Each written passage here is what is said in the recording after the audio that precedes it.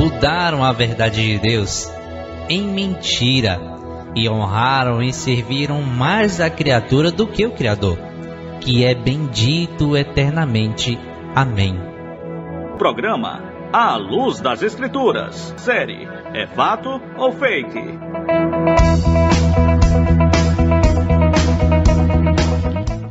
Então, nesse momento, nós vamos iniciar mais um tema da série É Fato ou Fake? É falso ou verdadeiro? Que o eterno nosso Deus possa nos fortalecer, dando a nós a graça que nós precisamos, né? O discernimento para que a palavra dele, tão somente a palavra dele, seja assim a autoridade para a nossa vida espiritual. Romanos 1, verso 25, palavras do irmão Paulo, onde o irmão Paulo diz o seguinte: trocaram a verdade de Deus pela mentira. É isso mesmo que fizeram. E adoraram e serviram a coisas e seres criados em lugar do Criador, que é bendito para sempre. Amém. Romanos 1, verso 25. Infelizmente, o que tem tido assim, mais influência sobre a vida das pessoas e a autoridade, são os homens, e não o próprio Deus. E muitas vezes a verdade de Deus passa a ser mentira pela interpretação dos homens, e a mentira passa a ser verdade. Infelizmente tem acontecido isso. Vamos ao resumo do nosso programa passado, o perigo de recusarmos parte das Escrituras. Iniciamos com Efésios capítulo 2, dos versos 11 ao 13, o qual prova que a ideia de que Deus tem uma aliança e propósito com os judeus e outro com os gentios não passa de uma desculpa para a negação de parte das Escrituras. Passamos então a mostrar que Jesus e os seus apóstolos usavam a Escritura, que muitos chamam de Velho Testamento, para convencer as pessoas à fé nele. Jesus e os apóstolos usavam. Deixamos claro que remover ou não aceitar isso é edificar a fé em conceito de homens, ou ler as Escrituras numa ótica, numa visão que não é de Deus.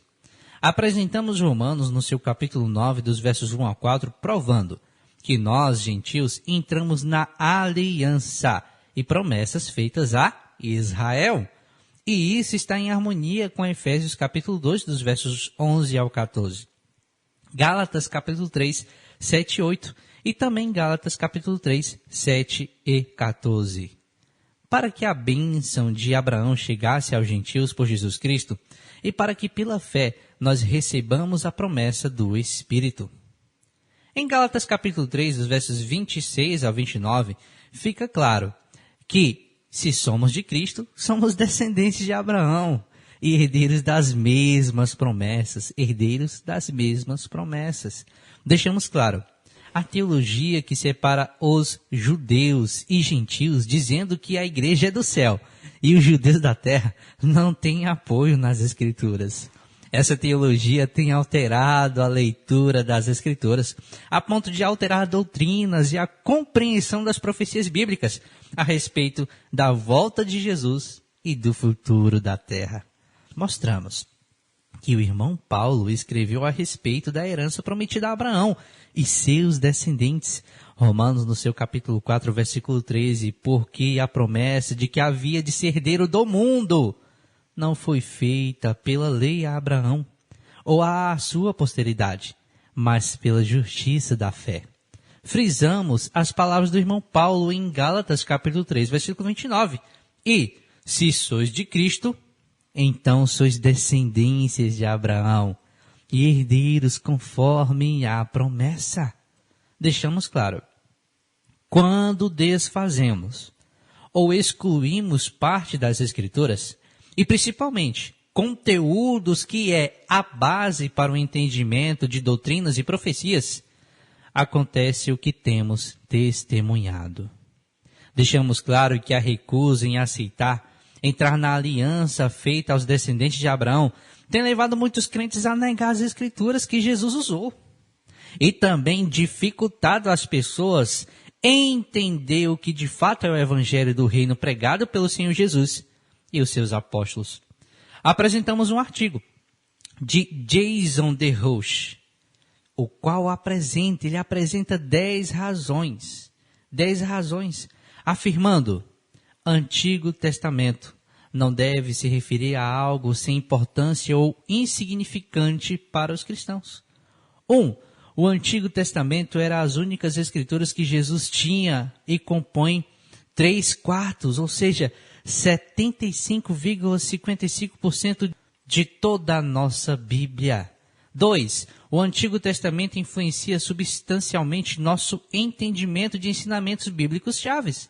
3. Encontramos o mesmo Deus em ambos os testamentos. 4. O Antigo Testamento anuncia as boas novas, o Evangelho, da qual desfrutamos.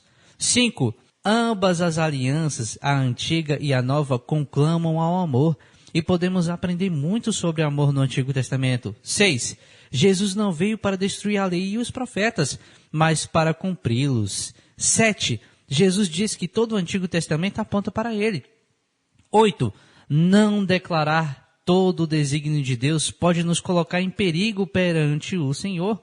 9. Os autores do Novo Testamento enfatizaram que Deus deu o Antigo Testamento para os cristãos. 10. Paulo ordena que os líderes da igreja preguem sobre o Antigo Testamento. Esse é o artigo de Jason DeRouche, PhD. E aqui nós finalizamos com uma pesquisa mostrando que ao longo dos séculos, a cristandade, por se afastar do povo judeu, vem assim, reinterpretando as Escrituras e negando mais de 75% da Bíblia, chamando de Velho Testamento. Se você não ouviu o programa passado, solicite o áudio. Nosso tema hoje, as Escrituras, X, interpretações e suposições. Os homens têm deixado as Escrituras de lado e as interpretações e suposições têm exercido uma autoridade grande sobre a vida das pessoas. Vamos ao nosso texto inicial, 2 Pedro 3, versos 16 e 17. Falando disto, como em todas as suas epístolas, entre as quais há pontos difíceis de entender, que os indoutos e inconstantes torcem, desviam, mudam o sentido de direção, e igualmente as outras escrituras para sua própria perdição. Vós, portanto, amados, sabendo isto de antemão, guardai-vos de que, pelo engano dos homens abomináveis, sejais juntamente arrebatados, e descaiais da vossa firmeza. Palavras do irmão Pedro a respeito dos escritos do irmão Paulo. Então, já naquele tempo, o irmão Pedro diz que tinha pessoas ali que tinham um comportamento de desviar, mudar o sentido ou a direção daquilo que o nosso irmão Paulo escreveu. E que torciam as palavras do irmão Paulo como torciam as outras escrituras. E o irmão Pedro diz que eles fazem isso para a sua própria perdição. Isso é terrível, é triste. Para a própria perdição. O irmão Timóteo foi aconselhado pelo irmão Paulo a pregar a palavra. Ele diz, palavras que te faz sábio para salvar tanto a você como as pessoas que te ouvem. Então, quando nós pregamos as escrituras, conforme está escrito, nós abrimos possibilidade e permitimos que Deus salve pessoas. Mas quando nós interpretamos as Escrituras com suposições, interpretações, e torcemos, mudamos o sentido das Escrituras, nós também fazemos isso para a perdição das pessoas. É claro que tem pessoas inocentes que não sabem, mas por isso nós estamos trazendo essa série, fato ou fake, para despertar você para a verdade. Então são palavras do irmão Paulo, que são muitas vezes reinterpretadas, desviadas do seu contexto, e tem trazido uma bagunça para as Escrituras, uma falta de harmonia. E tem momentos que, se você não prestar atenção nas palavras e no contexto, você vai achar que o irmão Paulo é um doido, desculpa eu falar isso, mas é um maluco, que ele fala uma coisa, depois ele fala outra, ele fala uma coisa, ele fala outra. E não é isso, por isso o irmão Pedro diz que nosso irmão Paulo escreveu coisas difíceis, há pontos difíceis de entender, que os indoutos inconstantes torcem como torcem as demais escrituras. As palavras do irmão Paulo registradas em Gálatas 1, verso 11 e 12, fica claro para nós o porquê da vontade do inimigo em torcer a verdade anunciada pelo irmão Paulo. O irmão Paulo disse: mas faço-vos saber, irmãos, que o evangelho que por mim foi anunciado não é segundo os homens. Isso, o evangelho por ele anunciado não é segundo os homens. Por quê? Porque não o recebi e nem aprendi de homem algum, mas pela revelação de Jesus Cristo. Gálatas 1, verso 11 e 12. O irmão Paulo disse que o evangelho é o poder de Deus para a salvação de todo que crê. E é por isso que Satanás tem uma intenção, um objetivo de esconder o evangelho de você. Ele vai atacar de forma assim, bem forte, as pregações do irmão Paulo. É isso, para que você não entenda, porque ele é a pessoa que mais fala com clareza a respeito de Jesus. Ele é a pessoa que mais compreende o evangelho e consegue fazer aquela conexão do evangelho com todas as escrituras. E por que ele faz isso? Porque esse era o costume do nosso Senhor Jesus. Fazer essa harmonia, trazer essa harmonia do evangelho. Fazer o evangelho dialogar com todas as escrituras. Mas o evangelho que as pessoas têm apresentado, infelizmente, é segundo os homens. É um evangelho que parte de interpretações e suposições que entram em contradições com as escrituras. E por isso nós propomos nesse tema, nesse programa de hoje, trazer as escrituras, X, interpretações e suposições. Eu creio que você tem percebido que nós temos buscado trazer aqui para você, temos esforçado a trazer para você o evangelho que está em harmonia com todas as escrituras.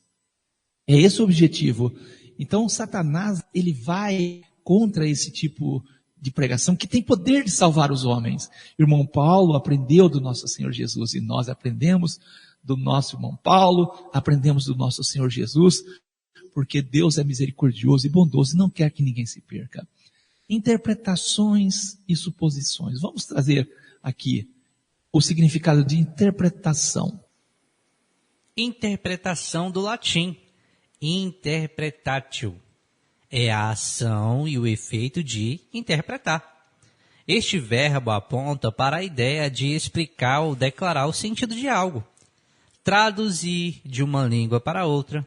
Expressar ou conceber a realidade de um modo pessoal. Ou executar ou representar uma obra artística.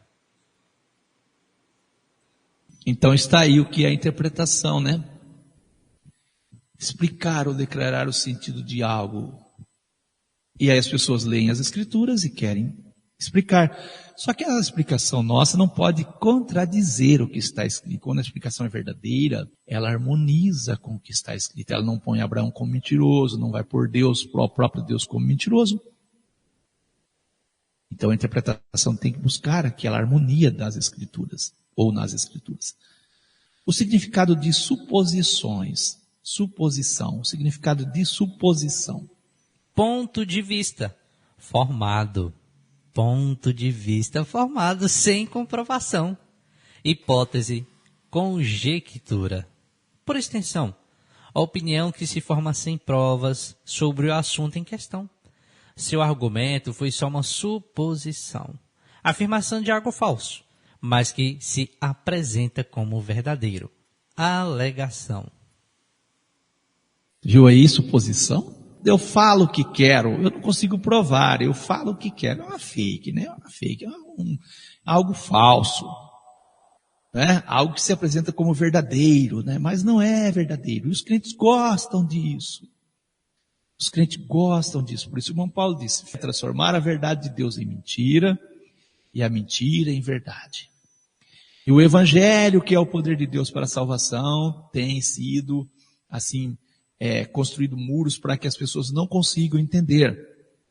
E aí o irmão Pedro vem trazendo para nós fortemente, olha, tome cuidado. Há pontos difíceis de entender nos escritos do irmão Paulo, que os indoutos têm torcido para a sua própria perdição. Pior que não é só para a perdição deles, mas para a perdição daqueles que ouvem também e creem na mentira. E assim nós vamos então trazer aqui a você alguns exemplos de interpretações e suposições. São exemplos simples, mas que vai te clarear. De início vamos apresentar aqui exemplos simples, como já falamos, para você perceber o quanto os homens interpretam e supõem. Isso acontece muito em pregações, onde as pessoas entram em êxtases. Oh, glória, aleluia, aleluia, glória. E nem está ouvindo o que o pregador está falando.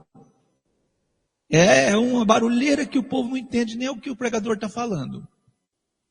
E o que nós vamos trazer aqui, você já ouviu. Você já ouviu alguém pregar sobre o episódio em que a mãe de Moisés o coloca numa arca de juncos. Então as pessoas dizem assim, e Deus estava no controle, a mãe escondeu o filho por algum tempo, mas não pôde mais esconder, pegou o seu filho com lágrimas nos olhos e levou ao rio, e o rio Nilo é um grande rio, e soltou aquela criança em uma barquinha de juncos, a barquinha ia descendo as águas, e as mãos de Deus estavam sobre aquele barquinho, porque Deus tinha um projeto sobre aquela criança estava debaixo das mãos de Deus, oh glória, aleluia, aquele barulhão. E a barquinha ia descendo, até que a filha de Faraó, caminhada por Deus, porque Deus está no projeto, ela desceu para banhar, sentiu vontade de tomar banho, e desceu para banhar, e lá viu aquela barquinha no meio do rio, naufragando, parecendo que estava sem rumo, mas a direção de Deus estava sobre esse barquinho. Você já ouviu as pessoas pregarem isso? A barquinha foi jogada e desceu a correnteza do rio. Já ouviu o cooperador Giliardi alguém falar isso? Sim, pastor. Sim. O povo gosta de ouvir isso. Agora vamos ler o texto. Será que o barquinho, o cestinho que Moisés foi colocado, a arca, foi jogada no rio assim, a mãe jogou para ele descer a correnteza? Vamos ler. Êxodo 2, verso 1 ao 5. E foi um homem da casa de Levi, e casou com uma filha de Levi. E a mulher concebeu e deu à luz um filho. E, vendo que ele era formoso, escondeu-o 3 meses. Não podendo, porém, mais escondê-lo, tomou uma arca de juncos, e a revestiu com barro e betume. E pondo nela o menino, a pôs nos juncos, à margem do rio. E sua irmã postou-se de longe para saber o que lhe havia de acontecer. E a filha de Faraó desceu a lavar-se no rio, e as suas donzelas passeavam pela margem do rio. E ela viu a arca no meio dos juncos, e enviou a sua criada, que a tomou. E aí, cooperador Giliardi, ouvintes, perceberam? Tem esse discurso todo, essa arrumação toda, esse enredo todo que eu repeti que eles trazem? Tem? Nem saíram da margem do rio, né, pastor? Pôs nos juncos à margem do rio. Juncos é um tipo de vegetação que nasce à margem de lagos, rios. São exemplos simples. Tem acontecido. Zaqueu era um ladrão, Zaqueu roubava, e Deus transformou o coração de Zaqueu. Só o encontro de Zaqueu com Jesus já transformou um ladrão em um servo, um filho de Abraão. Onde é que está escrito que Zaqueu roubava? Zaqueu disse, se por acaso, se porventura tenho defraudado alguém, eu vou restituir 4 vezes mais. Não foi assim que ele falou? Amém. Não, mas para a pregação do povo, Zaqueu era um ladrão. Temos que tomar cuidado com interpretações e suposições. Isso no campo de curiosidades. Imagina no campo doutrinário quanta confusão existe. E eu vou adiantando para vocês toda a interpretação que a grande maioria da cristandade faz das Escrituras é com o óculos da cultura grego-romana. É isso mesmo, com a cultura dos homens. As Escrituras é lida na cultura de Aristóteles, de filósofos pagãos.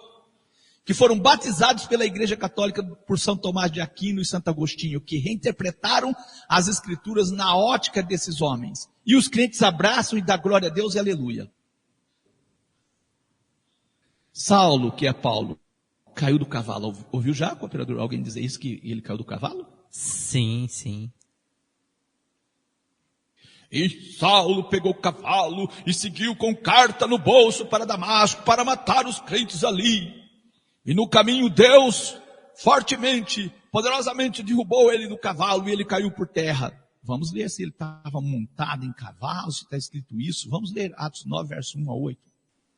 E Saulo, respirando ainda ameaças e mortes contra os discípulos do Senhor, dirigiu-se ao sumo sacerdote e pediu-lhe cartas para Damasco, para as sinagogas, a fim de que, se encontrasse alguns daquela seita, quer homens, quer mulheres, os conduzisse presos a Jerusalém.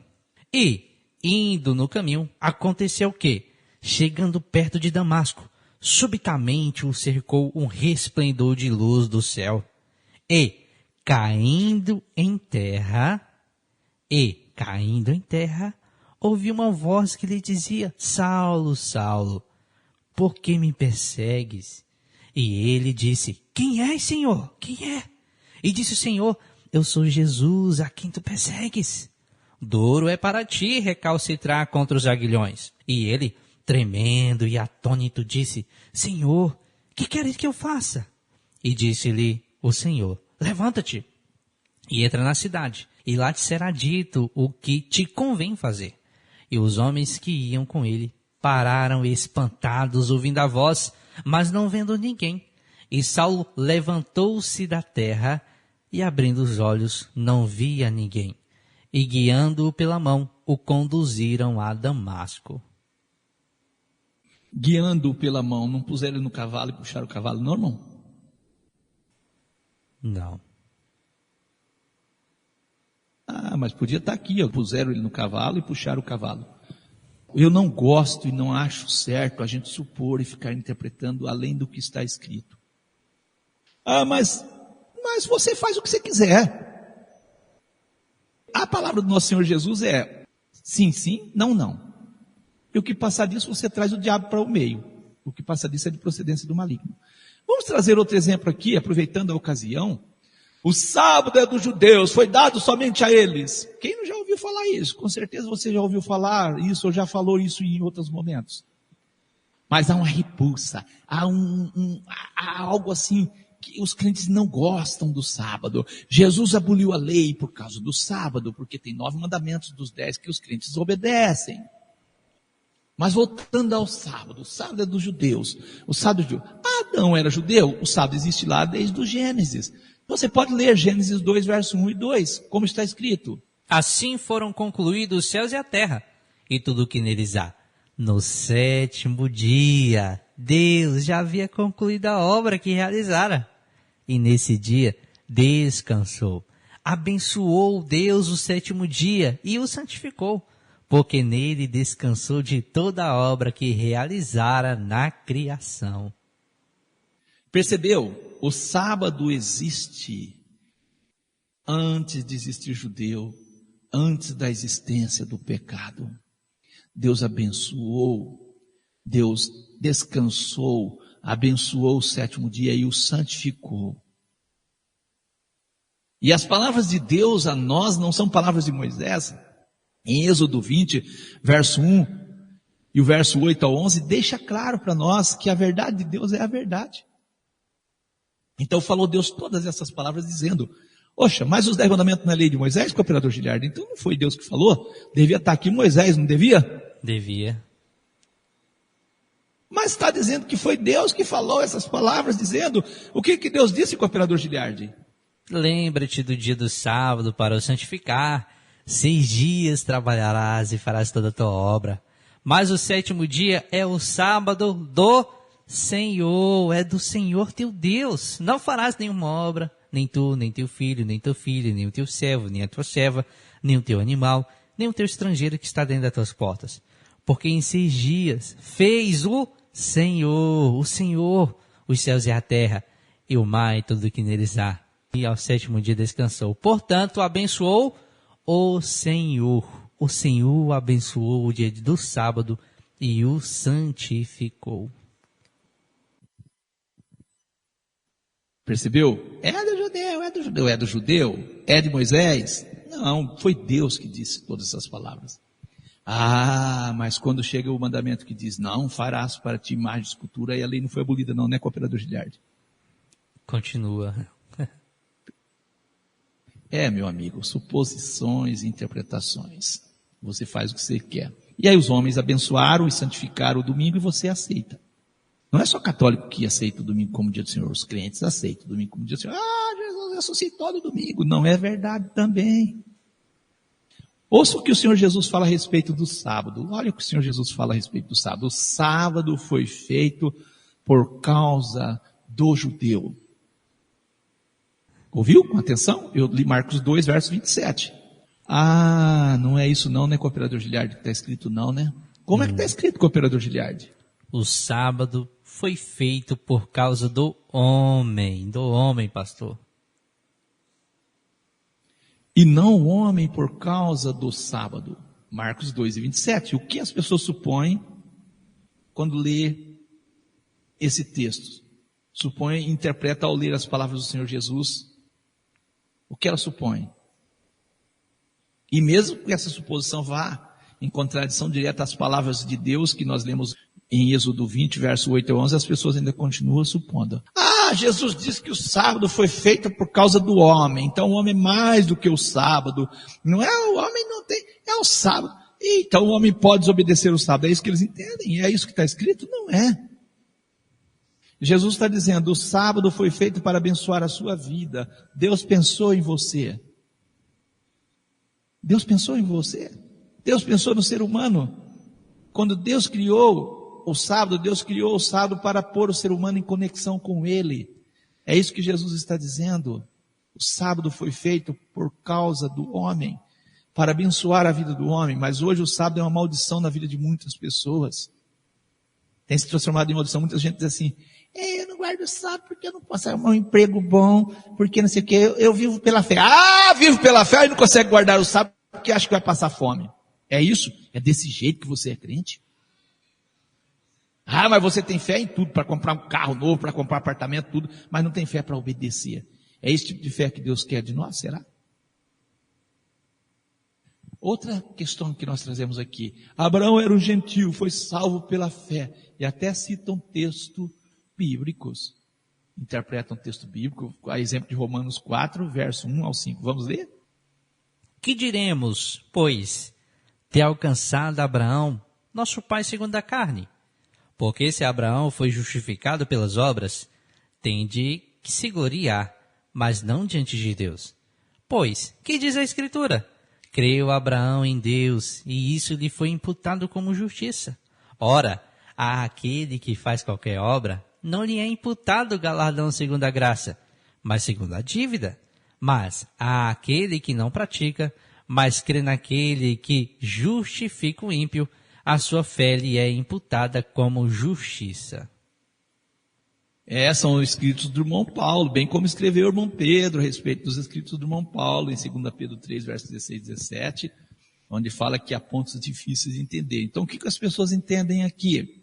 Eles entendem o seguinte, Abraão não foi justificado por Deus porque obedecia a Deus, ele foi justificado porque ele tinha fé em Deus, ele acreditava em Deus. Mas é possível, cooperador, uma pessoa acreditar em Deus e não obedecer? Impossível. E aqui está dizendo que Abraão era esse homem que tinha fé. Ah, você quer ter a fé de Abraão? Quer. Então tá bom, pega o seu filho, vai, se Deus mandar sacrificar. Você ia discutir com Deus, ia bater boca com Deus. Ah, Senhor, mas o Senhor não aceita sacrifício de crianças, o Senhor é contra isso. Tipo, você ia bater boca com Deus. Abraão não acreditou. Quando Abraão sacrificava um cordeiro, meu amigo, Abraão não acreditava que aquilo era meramente, somente um cordeiro. Abraão acreditava que ali estava a figura do Filho de Deus, Jesus, o nosso Senhor, que estava ali, derramando o seu sangue. Abraão não tinha fé naquele sacrifício que ele estava fazendo, mas tinha fé no Messias, no nosso Senhor Jesus. E ele não tinha fé que aquele sacrifício justificaria ele, mas a fé dele estava em Cristo. Tanto que está escrito que a Abraão foi pregado o evangelho primeiro. Está vendo? E está escrito que Abraão era um obediente. Vamos ler? Nós não podemos interpretar as escrituras e fazer nossas suposições, colocando Deus como mentiroso. Ouça o que o próprio Deus falou a respeito de Abraão. Gênesis 26, verso 2 e 6. E vê se Abraão não era obediente. E apareceu-lhe o Senhor e disse a Isaque, filho de Abraão: não desças ao Egito, habita na terra que eu te disser. Peregrina nesta terra, e serei contigo, e te abençoarei, porque a ti e à tua descendência darei todas essas terras, e confirmarei o juramento que tenho jurado a Abraão teu pai. E multiplicarei a tua descendência como as estrelas do céu, e darei à tua descendência todas essas terras, e por meio delas serão benditas todas as nações da terra. Porquanto o quê? Abraão obedeceu à minha voz, e guardou o meu mandado, os meus preceitos, os meus estatutos e as minhas leis. Assim habitou Isaque em Gerar. O Abraão aqui, ele era obediente. Amém. Testemunho do próprio Deus. Porquanto Abraão obedeceu à minha voz, guardou o meu mandado, o meu mandamento, os meus preceitos, os meus estatutos e as minhas leis. Não, então eu interpreto do jeito que eu quero. É assim? Por meio dela, da tua descendência, serão benditas todas as nações da terra. O diabo quer que você não seja abençoado com o povo de Deus. E por meio das promessas que Deus fez ao seu povo. Então você exclui o povo e você pega umas promessas e cria promessas baseadas em conceitos de homens. E aí você vai se decepcionar. Ou você é descendente de Abraão por meio de Jesus e faz parte do povo de Deus. Ou você não é povo de Deus. Essa é a verdade bíblica. Abraão era um obediente. O irmão Tiago, registro em Tiago 2, verso 14, e o verso 14 e 17, ele diz: meus irmãos, que aproveita se alguém disser que tem fé e não tiver as obras? Ele pergunta: o que aproveita? Porventura a fé pode salvá-lo? O irmão Tiago está dizendo que uma fé sem obras não salva ninguém. E ele afirma: assim também a fé, se não tiver as obras, é morta em si mesma. É o irmão Tiago dizendo que tem muitos crentes nos nossos dias hoje que tem uma fé morta. Não é isso que o operador de lar dele está afirmando isso. Amém. E será que o irmão Tiago estaria em contradição com aquilo que o irmão Paulo escreveu? É claro que não. No capítulo 2 de Tiago, Tiago 2, verso 21 ao 25, lança mais luz a respeito dessa questão da fé e das obras. O crente em Cristo, ele não se gloria nas suas obras, mas as obras que ele pratica são provindas da sua fé em Deus. Tiago 2, verso 21 ao 25. Porventura o nosso pai Abraão não foi justificado pelas obras quando ofereceu sobre o altar o seu filho Isaque? Bem vês que a fé cooperou com as suas obras, a fé cooperou, e que pelas obras a fé foi aperfeiçoada.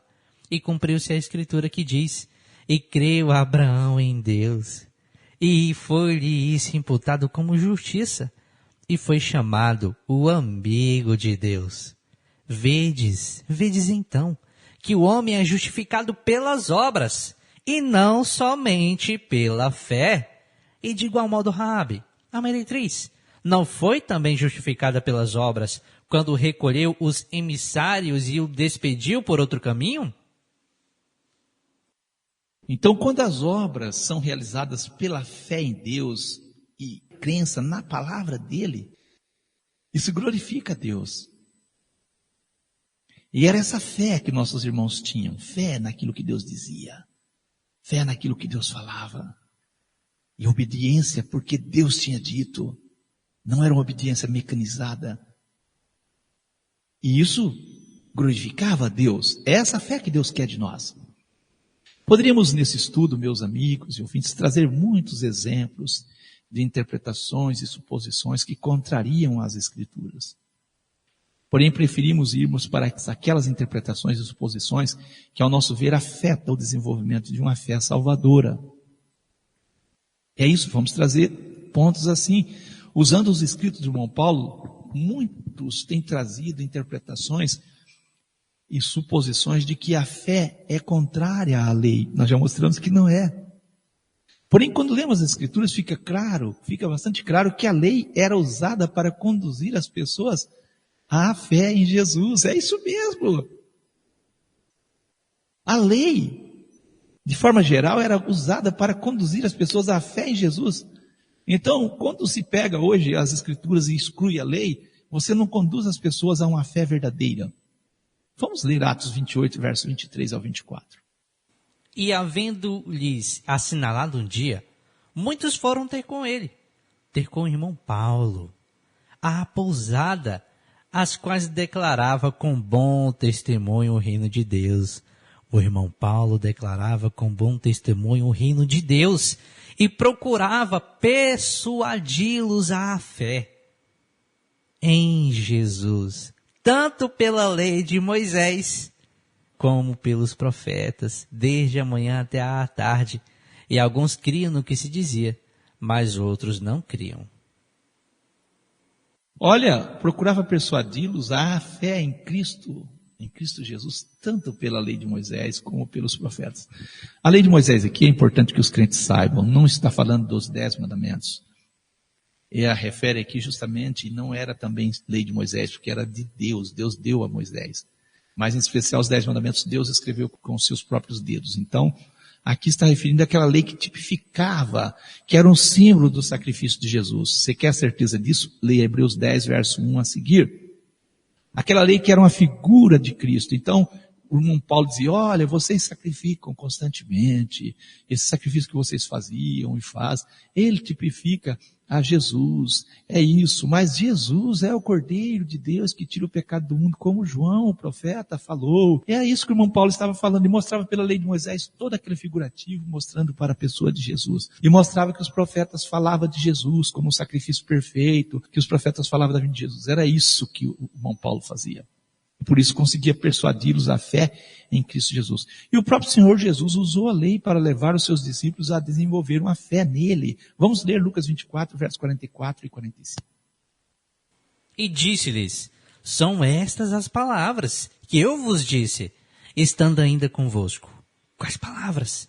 Que convinha que se cumprisse tudo o que de mim estava escrito na lei de Moisés, e nos profetas, e nos salmos. Então abriu-lhes o entendimento, abriu para compreenderem as Escrituras. As palavras de Jesus deixam claro, não há um entendimento correto das Escrituras quando não se dá atenção ao que está escrito na lei de Moisés, nos profetas e nos salmos. Não há uma compreensão, um entendimento das Escrituras. São palavras do próprio Senhor Jesus. E ali estavam os discípulos no caminho de Emaús fazendo suposições, interpretações, achando que Jesus não era o Cristo. E Jesus aparece, o nosso Senhor, a eles e abre o entendimento deles por meio das Escrituras, por meio da lei de Moisés, dos profetas e dos salmos. O diabo diz, o Velho Testamento foi abolido. E os crentes dizem amém. E os crentes pegam as palavras do irmão Paulo e fazem uma salada com tudo que está nas Escrituras, fazendo suposições e interpretações que levam os homens à ruína e à perdição. Fazendo suposições e interpretações, não compreenderemos as Escrituras e corremos o risco, como bem escreveu o irmão Pedro a respeito dos escritos do irmão Paulo, como em todas as suas epístolas, entre as quais há pontos difíceis de entender, que os indoutos e inconstantes torcem, desviam, mudam o sentido, a direção, torcem igualmente as outras Escrituras para a sua própria perdição. E o conselho do irmão Pedro é, vós, portanto, amados, sabendo isto de antemão, sabendo que os homens vão torcer, guardai-vos de que pelo engano, ou engano dos homens abomináveis, sejais juntamente arrebatados e decaiais da vossa firmeza. 2 Pedro 3, versos 16 e 17. Quando aceitamos que as Escrituras por si se explicam, e esforçamos na busca do entendimento do que está escrito, evitamos interpretações e suposições, e a compreensão das Escrituras ocorre quase que de forma natural. Mas quando forçamos a interpretação, quando agimos de forma a não ser honesto para com o texto, para com o que está escrito, a verdade é uma só. Satanás entra e engana os crentes. Engana a cristandade. Engana. Jesus aboliu a lei não sei o quê. E por que você não mata, não rouba, não adultera, não cobiça, não faz aquilo, nem faz aquilo outro? Mas os 10 mandamentos não é citado no Novo Testamento. Os 9 mandamentos é citado. Não basta o testemunho do irmão Paulo, o testemunho do nosso Senhor Jesus, nossos irmãos com respeito ao sábado, com a respeito à guarda do sábado, não basta isso? Esse testemunho não diz nada a você? Vamos a um texto, Gálatas 3, verso 10 ao 26. É interessante esse texto. Vamos ler. Olha para você ver que texto interessante e ouça com atenção para você ver como o texto é claro e não deixa dúvida. Mas quando parte para interpretações e suposições, há um desvio, uma mudança de sentido. Vamos ao texto. Palavras do irmão Paulo. Todos aqueles, pois, que são das obras da lei, estão debaixo da maldição. Porque está escrito: maldito todo aquele que não permanecer em todas as coisas que estão escritas no livro da lei, para fazê-las. E é evidente que pela lei ninguém será justificado diante de Deus, porque o justo viverá da fé. Ora, a lei não é da fé. A lei não é da fé, mas o homem que fizer estas coisas, por elas viverá. Cristo nos resgatou da maldição da lei, fazendo-se maldição por nós. Porque está escrito: maldito todo aquele que for pendurado no madeiro, para que a bênção de Abraão chegasse aos gentios por Jesus Cristo. E para que pela fé nós recebamos a promessa do Espírito. Irmãos, como homem falo, se a aliança de um homem for confirmada, ninguém a anula, nem a acrescenta. Ora, as promessas foram feitas a Abraão e à sua descendência. Não diz, e as descendências, como falando de muitas, mas como de uma só, e a tua descendência, que é Cristo. Mas digo isto, que tendo sido a aliança anteriormente confirmada por Deus em Cristo, a lei que veio 430 anos depois, não a invalida, de forma a abolir a promessa. Por quê? Se a herança provém da lei, já não provém da promessa. Mas Deus, pela promessa, a deu gratuitamente a Abraão. Logo, para que é a lei? Para que é a lei? Foi ordenada por causa das transgressões, até que viesse a posteridade a quem a promessa tinha sido feita. E foi posta pelos anjos na mão de um medianeiro. Ora, o medianeiro não é de um só, mas Deus é um. Logo, a lei é contra as promessas de Deus? É contra as promessas de Deus? De nenhuma sorte. Porque se fosse dada uma lei que pudesse vivificar a justiça, na verdade, teria sido pela lei. Mas a Escritura encerrou tudo debaixo do pecado, para que a promessa pela fé em Jesus Cristo fosse dada aos crentes. Mas, antes que a fé viesse, estávamos guardados debaixo da lei e encerrados para aquela fé que se havia de manifestar.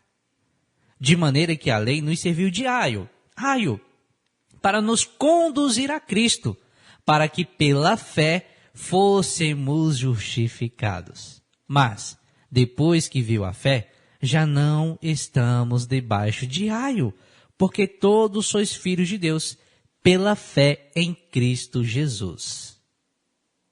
Então esse texto, Gálatas 3, verso 10 ao 26, mostra-nos que de fato o irmão Paulo aprendeu o evangelho do Senhor Jesus, pois ele também usava a lei para conduzir as pessoas a Jesus.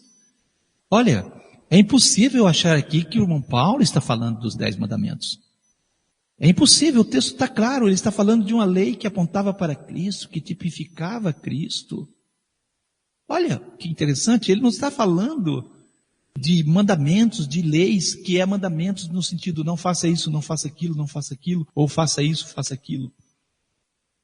Não é, e as pessoas interpretam as coisas erradas. Ele diz, para que a bênção de Abraão chegasse aos gentios por Jesus, para que pela fé recebamos a promessa do Espírito.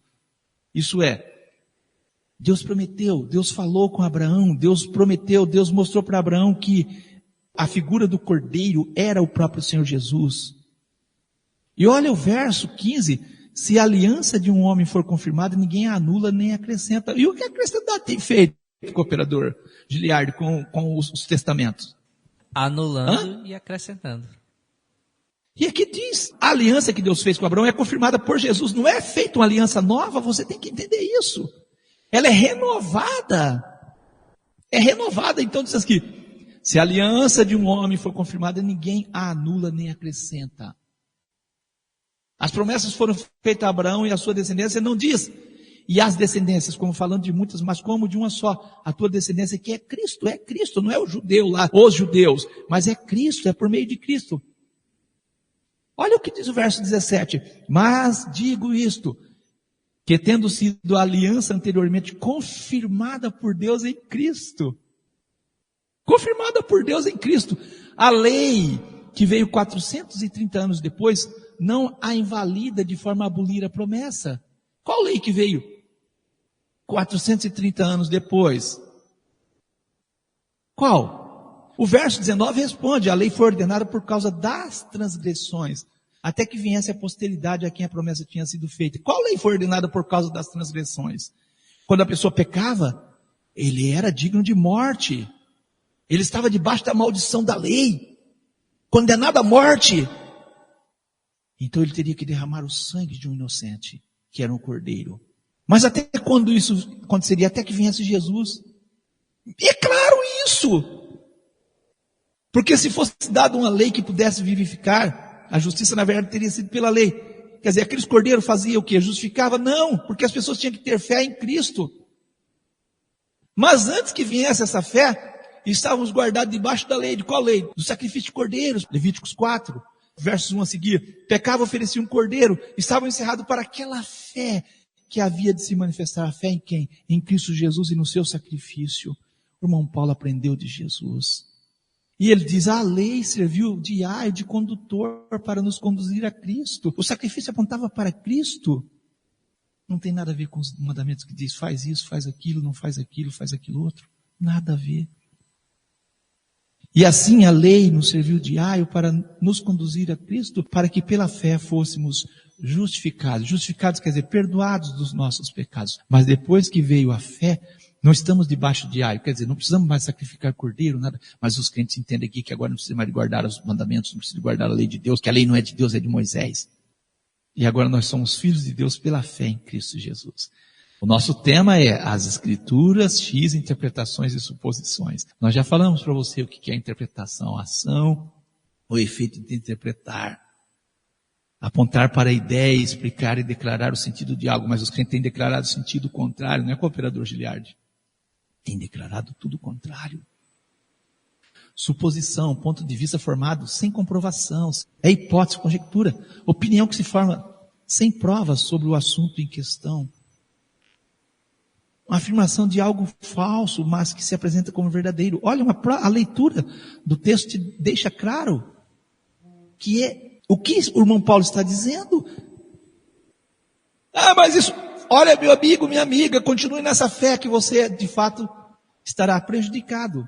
Vamos tomar parte do texto de Gálatas 3, do verso 10 ao 26, e deixar claro que as interpretações e suposições têm levado pessoas a torcer as Escrituras, pondo muitas vezes a mentira como verdade, e a verdade acaba sendo mentira. O irmão Pedro adverte, vós, portanto, amados, sabendo isso, de antemão, guardai-vos de que pelo engano dos homens abomináveis, sejais juntamente arrebatados e decaiais da vossa firmeza. E ele disse isso em 2 Pedro 3,17. Tome cuidado. Nesse sentido, então, vamos trazer alguns exemplos de afirmações do irmão Paulo a respeito do tema fé, lei e obras. Gálatas 3, verso 10. Olha o que diz Gálatas 3, verso 10. Todos aqueles, pois, que são das obras da lei, estão debaixo da maldição. Porque está escrito, Maldito todo aquele que não permanecer em todas as coisas que estão escritas no livro da lei para fazê-las. E é evidente que pela lei ninguém será justificado diante de Deus. É evidente, porque o justo viverá da fé. Eu não preciso de cumprir isso, nem cumprir aquilo, nem cumprir aquilo outro, porque eu sou salvo pela fé. Eu sou salvo. A sua fé é diferente da de Abraão, diferente da de Raab, diferente dos heróis da fé. Porque a sua fé não exige de você obediência. O irmão Paulo diz, todo aquele, pois, que são das obras da lei, estão debaixo da maldição. Por quê? Porque aqueles cordeiros, aquele sacrifício apontava para Cristo. Se eu não tivesse fé em Cristo, eu estaria mesmo debaixo da maldição. O sacrifício não remia meus pecados. Eu tinha que ter fé em Cristo. Mesmo nos tempos de Abraão, Isaac, Jacó e todos os nossos irmãos do passado, eles eram justificados pela fé, porque tinham fé não no Cordeiro, mas em fé no Cordeiro de Deus que viria, apresentado muito bem por João Batista, o profeta. E as palavras do irmão Paulo no verso 11, é evidente que pela lei ninguém será justificado diante de Deus, porque o justo viverá da fé. Então não adianta ficar oferecendo cordeiros isso, porque você não vai ser justificado. E era o que queriam fazer, os judeus queriam continuar fazendo. A grande maioria da cristandade interpreta e supõe que o crente que tem fé em Jesus está livre da obediência à lei. Obedecer à lei é estar debaixo de maldição, é o que eles dizem. Seria isso mesmo que o irmão Paulo queria dizer? Será? Olha, nós não queremos falar com nossas palavras, preferimos trazer palavras do próprio irmão Paulo a fim de afastar interpretações e suposições. E assim nós vamos trazer textos do irmão Paulo. O texto aqui diz o seguinte, que é o que os crentes interpretam, que se eu guardar a lei de Deus, os mandamentos ou a lei, eu estarei debaixo de maldição. Como se a lei fosse algo maldito que nos amaldiçoasse. Mas o que o irmão Paulo escreveu, cooperador Giliardi, a respeito disso? O que o irmão Paulo escreveu a respeito da lei? Vamos a uma série de textos nesse sentido. E assim, a lei é santa. A lei é santa. E um mandamento santo, justo e bom. Romanos 7,12. A lei é santa. E um mandamento santo, justo e bom. Então eu estou debaixo de maldição? Se a lei é santa, cooperador? Aí seria contraditório, né, pastor? Então o irmão Paulo é um doido, um maluco. Por isso o irmão Pedro disse, tem que tomar cuidado. Romanos 7, verso 14 ao 16. Porque bem sabemos que a lei é espiritual, mas eu sou carnal, vendido sobre o pecado. E se faço o que não quero, consinto com a lei, que é boa. A lei é boa e espiritual. Precisa falar mais alguma coisa? Será que é isso mesmo que o irmão Paulo está querendo dizer que os crentes tentam dizer? Não é. Romanos 7, 22, porque segundo o homem interior, irmão Paulo disse, tem prazer na lei de Deus. Ele tem prazer na lei de Deus. É isso, cooperador Giliardi, que nós lemos. Amém. É isso. Mas como ele diz que está debaixo de maldição, cooperador Giliardi? Por isso que temos que interpretar da forma correta. O irmão Paulo não está falando da lei que pede para nós, obedeça, faça isso, faça aquilo. O irmão Paulo está falando da lei que apontava para Cristo. É isso que o irmão Paulo está falando. Romanos 7, 25. Dou graças a Deus por Jesus Cristo nosso Senhor. Assim que eu mesmo, com entendimento, sirvo a lei de Deus, mas com a carne a lei do pecado. Por 2 vezes ou mais, queridos ouvintes, pastor Lucas, o homem interior, o homem espiritual, busca entendimento, tem prazer e ela é boa e espiritual. Romanos 8, verso 3 e 4, na Nova Versão Internacional, diz assim, palavras do irmão Paulo. Porque aquilo que a lei fora incapaz de fazer, por estar enfraquecida pela carne, Deus o fez, enviando o seu próprio Filho à semelhança do homem pecador, como oferta pelo pecado. E assim condenou o pecado na carne, a fim de que as justas exigências da lei fossem plenamente satisfeitas em nós, que não vivemos segundo a carne, mas segundo o Espírito. Olha o que o irmão Paulo está dizendo. O homem carnal não conseguia guardar, cumprir as exigências da lei. Mas por meio de Cristo, por meio do Espírito de Deus, ele consegue cumprir a vontade de Deus. É o que o irmão Paulo está falando. Nesse sentido, em Romanos 8, verso 7, o irmão Paulo diz: porquanto a inclinação da carne é inimizade contra Deus, pois não é sujeita à lei de Deus, nem em verdade o pode ser. Por isso que o irmão Paulo fala, segundo o homem interior, tem o prazer na lei de Deus. O homem interior, o homem espiritual. Por isso que a lei é espiritual. 1 Coríntios 7, 19, o irmão Paulo vai falando assim, ó, a circuncisão é nada. E a circuncisão nada é. Mas sim, a observância dos mandamentos de Deus, que você chama de Moisés, tá? Interpretações e suposições, temos que tomar cuidado. Gálatas 3, verso 11, o irmão Paulo diz, é evidente que pela lei ninguém será justificado diante de Deus, porque o justo viverá da fé. E aí em Romanos 2 e 13, o irmão Paulo contradiz ele mesmo com o pregador. O que o irmão Paulo diz em Romanos 2 e 13? Porque os que ouvem a lei não são justos diante de Deus. Porque os que ouvem a lei não são justos diante de Deus. Mas o quê? Mas os que praticam a lei hão de ser justificados. Se eu não conseguir entender aqui as palavras do irmão Paulo, eu digo que ele é um doido, um maluco. Pela lei, é evidente que pela lei ninguém será justificado diante de Deus, porque o justo viverá da fé. Em outro lugar ele diz, os que ouvem a lei não são justos diante de Deus, os que praticam a lei hão de ser justificados.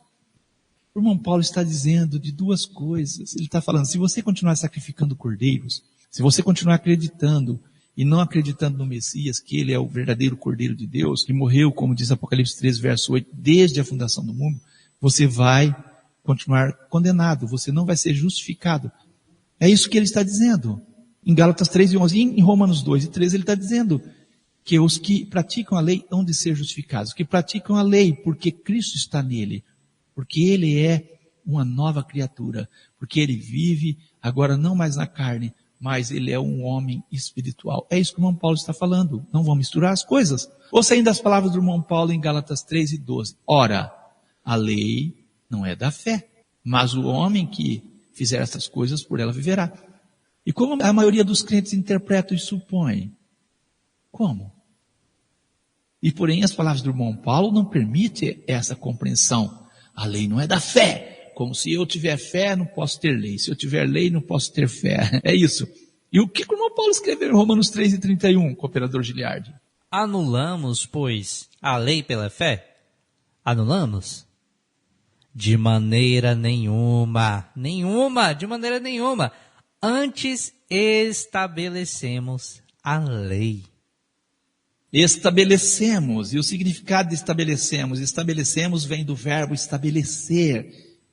É o mesmo que determinamos a lei, instauramos a lei, instituímos a lei, mandamos a lei, ordenamos e prescrevemos a lei. E o significado de estabelecer é colocar em vigor, colocamos em vigor a lei, fazemos a lei existir. É isso que o irmão Paulo está falando. Por que você tem que interpretar e supor de forma errada?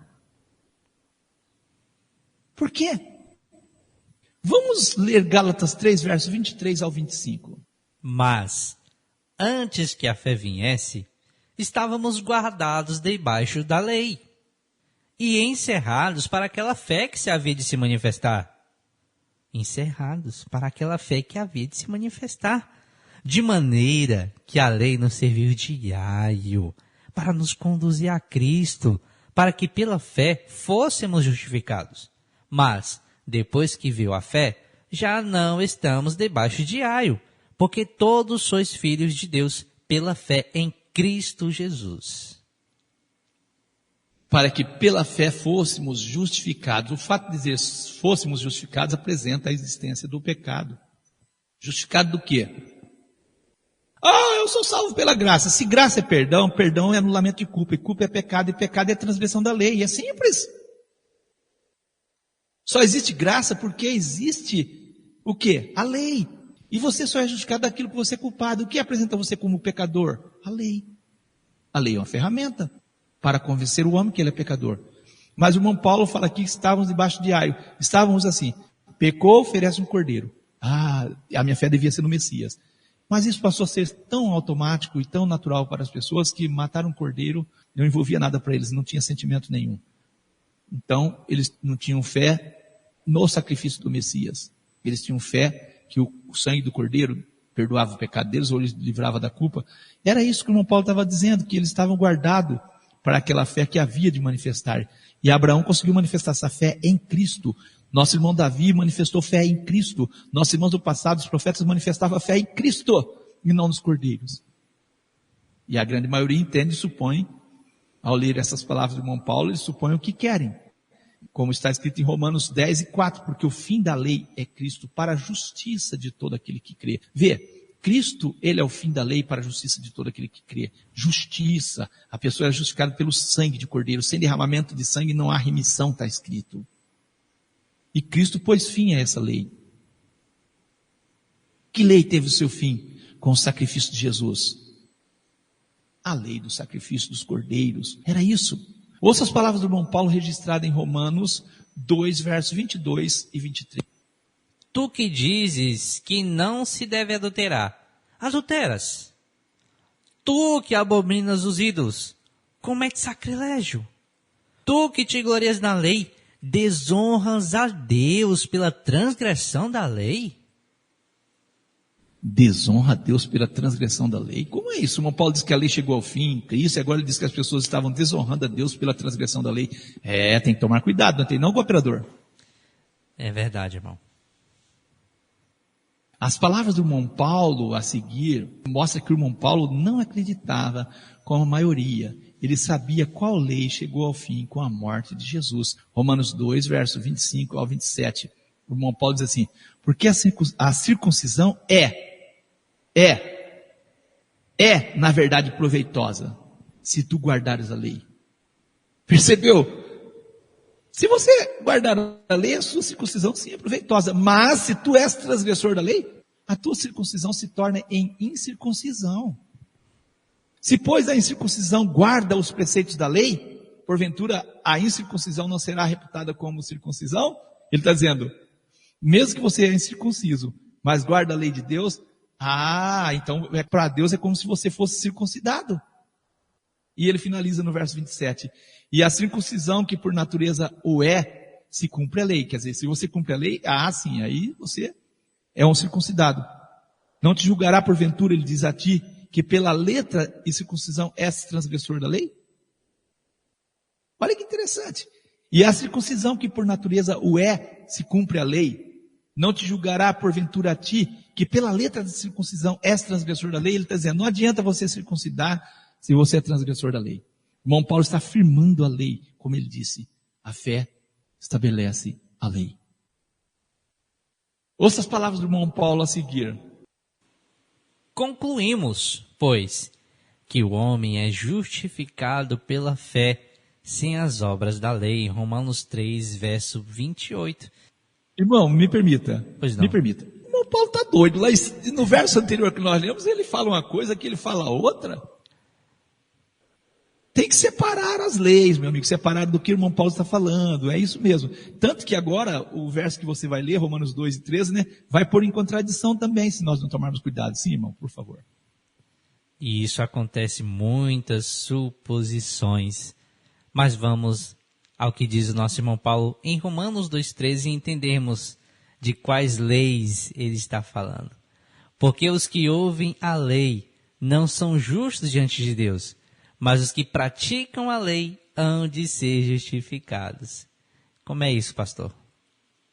Pois é, se você não ler, prestar atenção, você vai dizer que o irmão Paulo ele estava doente, doido, não estava? Não, o irmão Paulo não estava, o irmão Paulo separava cada lei. O irmão Paulo separava muito bem a lei do sacrifício dos cordeiros, e os seus conterrâneos queriam continuar obedecendo, sacrificando o cordeiro, circuncidando para ser filho de Deus. Ele diz, não, vocês são filhos de Deus pela fé em Cristo Jesus, e não é por circuncisão, não é porque vocês sacrificam cordeiros, o cordeiro já veio. Era isso que o irmão Paulo falava. Mas o irmão Paulo falava, agora vocês têm que ser obedientes à lei de Deus, porque senão a circuncisão de vocês não vale nada. Tem que obedecer à lei. Não pode ser transgressor da lei. Essas palavras são colocadas hoje para os crentes de hoje, que querem ser filhos de Deus, querem obedecer, querem que são de Cristo, que estão em Cristo e que têm o Espírito de Deus, mas não conseguem obedecer a lei de Deus. Infelizmente, é o que tem acontecido. Interpretações e suposições. Esperando que você tenha sido despertado para a verdade. E eu quero finalizar com as palavras do irmão Pedro, falando dos escritos do irmão Paulo. Segundo a Pedro 3, versos 16 e 17.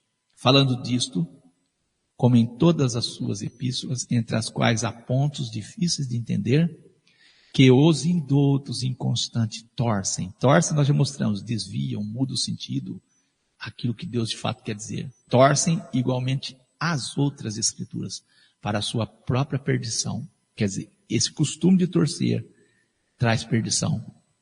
E o conselho do irmão Pedro é: vós, portanto, amados, sabendo isso de antemão, guardai-vos de que pelo engano dos homens abomináveis sejais juntamente arrebatados e decaiais da vossa firmeza.